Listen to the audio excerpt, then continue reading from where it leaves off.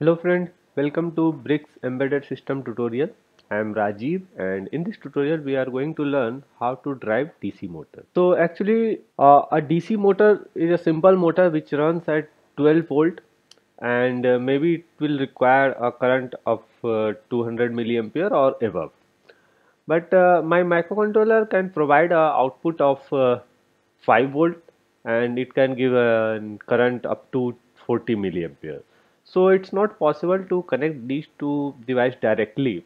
Like LED we had connected directly to microcontroller. But in case of motor, we need 12 volt, but the microcontroller is giving only 5 volt supply. Again, motor is needing a minimum of 200 milliampere of current, and the microcontroller can provide only 40 milliampere of current. So, if you will connect it directly, it may be possible that motor will rotate at slow speed, which is not actually the good idea to rotate or connect the motor. So, to connect the motor, we use an IC called L293D. This IC is having 16 pin, out of which 4 pins are ground pin number 4, 5, similarly 12 and 13. These 4 pins are need to be connected to the ground of power supply. Similarly, pin number 1, pin number 9 and pin number 16 need to be connected to the positive terminal of power supply, 5 volt supply, and pin number 8 need to be connected to the high voltage or 12 volt power supply. Now we have left with 8 more pins. Out of those 8 pins, you will find 4 pins are input and 4 pins are output. So now we can connect input pin to our microcontroller and we can connect output pin of this IC to the motors. Now the property of this IC is, if you will give a power supply on any input pin, if you will give a power supply of 5 volt on any input pin, you will get an output of 12 volt on output pin. Similarly, if you will give power supply on second pin, you will get an output on second pin. So what we can do is we can connect the input pin to the microcontroller. We can connect it to any pin of microcontroller, any input output pin of microcontroller. Similarly, we need to connect the output pin to the motor.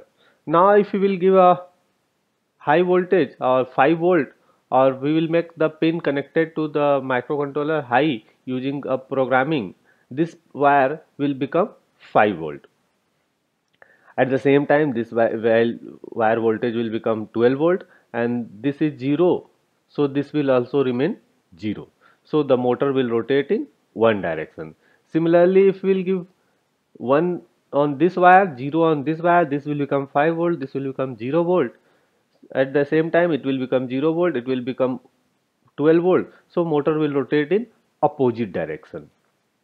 So whenever we want, we can rotate the motor in clockwise direction or anti-clockwise direction. Now here we have a motor with 4 wires. Sometimes you may find a similar motor with 6 or 8 wires, but I am going to explain how to use the motor with 4 wires.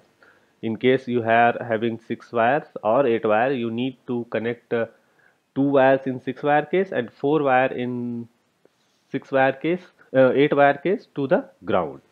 Finally, we will left with 4 wires. Now the property of this motor is, here I have given some name like A, B, C, D to these 4 wires. At the same time, I have written A, B, C, D, A, B, C, D on the circle also. Now the property of this motor is, if you will give power supply on wire number A and connect the other wires to the ground, these pointers will point toward A. Now if you will give power supply to B, the pointers will point toward B.